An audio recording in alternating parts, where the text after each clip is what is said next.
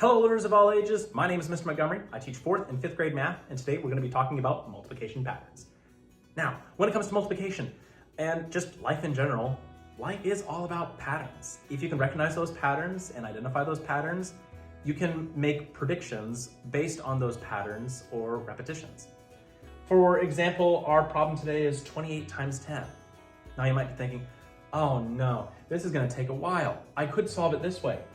Well, 0 times 8 is 0, and 0 times 2 is 0. Okay, well, 0 has no value left to give, and I need to go to the 1. Well, now I have 1 times 8 is 8, and 1 times 2 is 2. Okay, it's pretty simple so far. Gonna add those together. 0 plus 0 is 0, 0 plus 8 is 8, and 2 is there. Hey, I solved it. It's not that challenging. But what if I told you it was a little bit easier? Remember zero's trick that we had? When something ends in 0. I know that if I have 1 0 in my problem, I'll also have 1 0 in my answer. And now all I have left is 1 times 28, which is 28.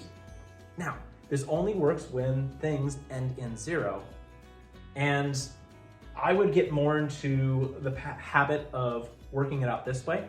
But if I have another number such as 50 times 80, well, I know that I have two numbers that end in 0. I know that I'm going to have 2 zeros in my answer. And I have 5 times 8, which is 40.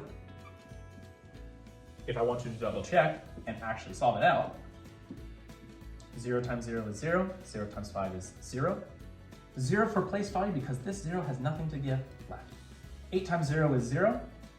8 times 5 is 40. I'm going to add my partial products together. 0 plus 0 is 0. 0 plus 0 is 0.